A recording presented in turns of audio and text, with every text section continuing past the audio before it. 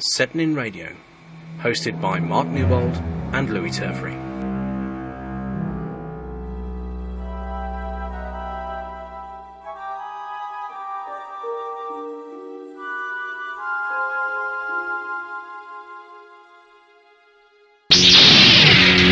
Welcome to episode 9 of Setnin Radio. I'm Louis. I'm Mark. What do you think about the new Harry Potter film overtaking Star Wars at the box office? I'm surprised. I'm not surprised it overtook it worldwide, because Potter worldwide, all the movies have done better than the prequel movies. In fact, they've done better than all of the Star Wars movies. So I'm not surprised at that. I would have been surprised if it had passed episode 3 in the States, though. Yeah. And nothing's going to pass that now. Potter was the only one. Well, Kong, we thought Kong would do it, but it's really underperformed. It's not even done 200 million yet. Isn't its budget near enough 200 million? 207. Blimey. It's really underperformed. Narnia has gone. I don't know what the expectations for Narnia were, but that has gone through the ceiling. I mean, it's worldwide. Kong's doing very nicely worldwide, and it's only about 20 million behind Narnia for its worldwide take. But in the States, I think Narnia's on pushing 250. It's gone past War of the Worlds. Wow. I think it's the second biggest film of the year. No, Potter's the second biggest, but Narnia's not far behind it now. And the way Narnia's going, it seems to be picking up sort of 15, 20 million every weekend. So that's actually amazing, because it's been open for a few weeks now, hasn't it? Yeah, it came out start of December. Yeah, it's rolling along really nice. It is a quality film. I thought, the thing is, Narnia's about 2 hours and King Kong's about 3 hours, and I thought Kong could have done with being about 2 hours. And Narnia could have done with being 3 hours. If they were the other way around, I think they would have both benefited, because Kong is, it is a good 40 minutes too long. It's a fantastic film. What makes Kong too long in your eyes? Well, a lot of people have said, how come Peter Jackson... People are saying Jackson's been indulgent, and how can he spend 3 hours making a film that originally lasted, an hour and a half, the original Kong, something like that? I think so. An hour and a half, hour and 40 minutes, something like that. At best. And you can sort of see where people are coming from, because you look at the film and there's so much going on. There's loads of things going on. There's plenty of plot, and why does Anne get on the boat, and what makes Denham do what he does, and they really build the characters up. So the characters have got a lot more about them, and he picks out this one character, the young lad on the ship, Jamie Bell's character. Yeah. I think it's Jimmy. I might be wrong. And he sort of follows him and how he wants adventure and so on and so forth. And there's certain things that don't really need to be there. I think if somebody came in with a fresh eye and the ability to edit that film and rejiggle the score and so on and so forth, you've got a real cracking 2-hour film. Having said that, the Kong that's at the cinema is like, the Lord of the Rings extended editions. Yes. How they're infinitely better than the cinema versions. Absolutely. Yeah. But you wouldn't, initially, the extended editions would have struggled if they'd come out at the cinema. Yeah, they would just... the extended editions added that much extra footage that although the story nothing was taken away from the story that much in the cinema, it did help you understand the story if you weren't actually, a purveyor of the books. Yeah. Which is why I think the extended editions are better. Yeah. But I've heard that Kong could have been done as an extended edition as it is now. And exactly. It is. That's what it feels like. Kong feels like what should have been the extended DVD version of Kong. If there's more like a director's cut. It is. If there's an extended version of Kong out there somewhere, God knows what he's going to put into it. I mean, Lucas literally threw the kitchen sink into Revenge of the Sith. So I don't know what Jackson can do with Kong. It's just a bit too long. It's a fantastic film, don't get me wrong, and I hope it wins Oscars.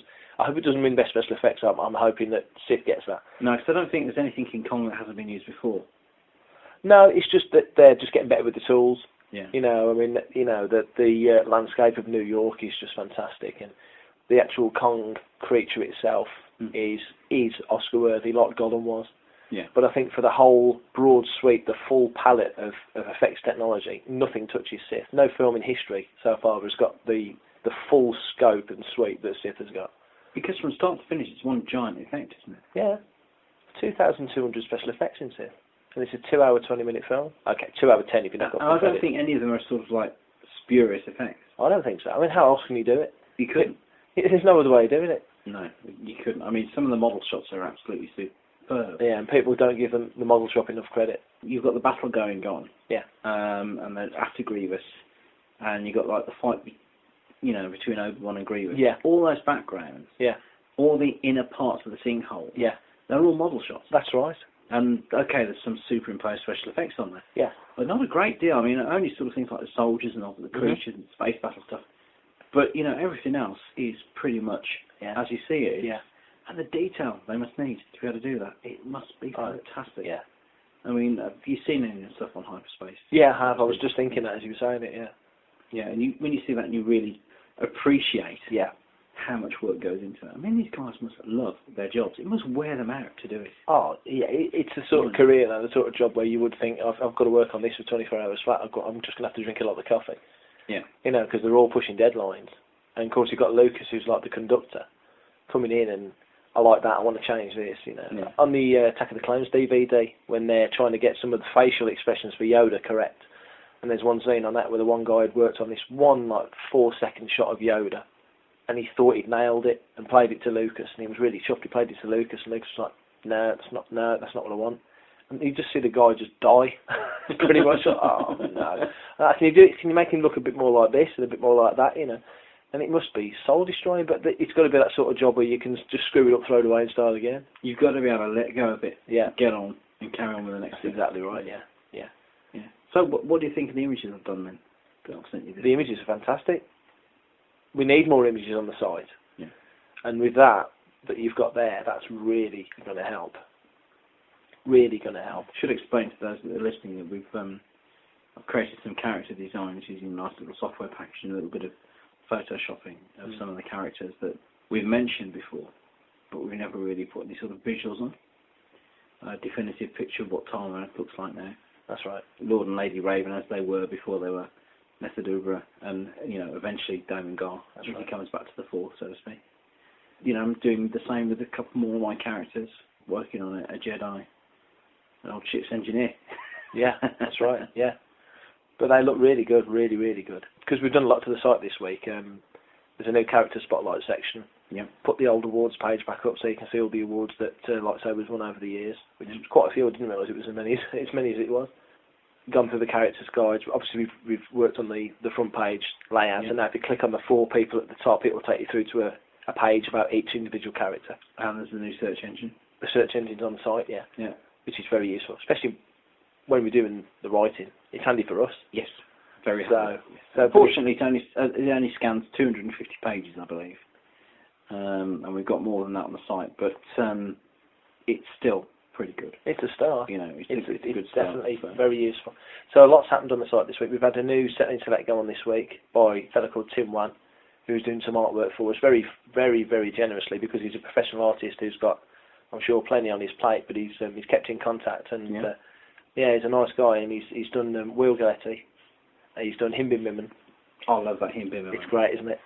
I said to him when I described it for him to do the sketch, and he wanted to know, what the character was like, he's put a bit of soul into him and what he looked like, and I says, imagine Warlog. Remember Warlog from Green Lantern Corps? I says, that is Himbin Mimmin, basically, but with a twist. Obviously, you've got to make him his own. So he's basically done a mega Warlog character. I'm so pleased with it. I did see that image. I thought it was pretty cool. Yeah, and he's built. I mean, that was just the one that he sent through was just a preliminary sketch, which I've used. Obviously, when Dan Beazle did stuff for us, he sent me 2 sketches, and I used them with his permission. He didn't mind. And obviously, Dan's going to be doing some more stuff for us as well, some headshots, which is going to be fantastic, because now with this new section, it requires headshots. So, and he's very up for that. Of course, we've got those images that Michael Longlands did of the original Tyrant armour. I did think that was fantastic. It was, wasn't it? So, I mean, it couldn't really have looked any better than that. No, and it's nice the fact that what he drew, what Dan Beazle did, his Tyrant version, and now the one that you've done, you can see an evolution between all the, all the different types. So it's coming out. It's coming out. That character's building. Yeah, visually very nicely. Yeah. So. Basically, the picture that I've done now of Tyrant, it's an image I've been trying to do for years. Yeah. Physically never been able to draw on a computer. It's going to sound strange, this, but I'm not actually a very good artist, but I can use programs. Yeah. And like the landscape stuff I do, the space battle stuff, it's all using design that take ages to work on, but because I'm sort of like technically minded as far as drawing is concerned, it helps. It helps. That's right. I'm not a freehand artist. No. But I can manipulate images and work on them. That's what I've found. Create 3D models and that sort of stuff. Yeah. I've basically purchased this program that allows me to create the basic figure, and then I add on the bits and pieces that I want. physically end up having to draw it, go back, redraw it. Yeah, that's it. But it works. It's worked, and like I say, the site's, we're getting some nice comments, and the site's really building up, and just little old sections. I want to get the guest fiction section back on. Yes, we had a big section of guest fiction, so I want that back in there somewhere, and I don't know where I'm going to put it, but that'll go in there somewhere. And then it's just the New Underworld Age 1 and 2, and then pretty much everything is back up then, which is fantastic. One final thing before we wrap it up for today. Revenge of the Sith won a People's Choice Award today, or yesterday rather, on the 10th, and Lucas actually accepted it. Harrison Ford was handing out the awards, and Sith, I think it beat out Batman. I think it was Batman and Charlie and the Chocolate Factory. I could be wrong, but apparently, by all accounts, Lucas was very, very, very chuffed, because it's an award that's voted for by the public, not by the board. By the industry. Yeah, and obviously none of the prequels, apart from technical awards, which the prequels have won quite a few technical awards, none of the prequels, they've won nothing at the Oscars. And you think Star Wars won, 7 Oscars, Empire won 2 or 3, and Jedi won a couple. None of the prequels have won any. In fact, I don't think Clones was even nominated for music, or quite a few. I think it was only nominated for a handful of awards. That's a shame, that, really, because, there's some good original music in both Clones and Sith. Yeah, especially Sith. Yeah. Especially Sith. There's a good change in Sith. The pace goes up a bit. Yeah. You lose sort of the episode 1 music, and you edge more towards the original episode 4 music. Yeah. But it's not that... Not that far. No, that's right. Yeah, there's an obvious... As the movie goes on, even. Yeah. There's an obvious, progression. Yeah. I think, basically, the thing that gets me, and it still does get me when I listen to it, put the volume up on episode 3, and the sound quality all the way through. If that doesn't win the Oscar for, like you say, best sound and sound mixing, or sound editing, rather, those 2 awards, I will be really surprised, because Kong is fantastic. But the thing about Kong is that basically it is just a gorilla. Yeah. The sound is amazing, but it's just a gorilla. Whereas you listen to Sith, and there's just so much going on in every angle. Yeah, I'm quite hopeful for it. When's the Oscars? It's February. They've moved it back now, haven't they? It's February now, isn't it? I thought it was February, May, actually, but it used to be March. But I'm sure they've moved it back. Yeah. So they don't get bumped by the BAFTAs. But yeah, I think I've got my fingers crossed for Sith to win something, because it's his last big. Well, till Indiana Jones comes out next year. Yeah. It's his last biggie. I would imagine the Academy would look much fonder at an Indiana Jones film than they would, because it's Spielberg. Yeah. Than they would at because the Spielberg Star Wars. Yeah. Spielberg does have a sort of a golden touch. A golden touch, yes. Yeah. Even though he should have won for E.T., and even Richard Attenborough said Gandhi shouldn't have won; it should have been E.T. So. Yeah. But there you go. I think that's enough for tonight. Yep, we've whistled on enough. We have. We'll leave you to it for now, and we'll get back to you with some more news next week. Absolutely. So until then, goodbye from me. And goodbye from me.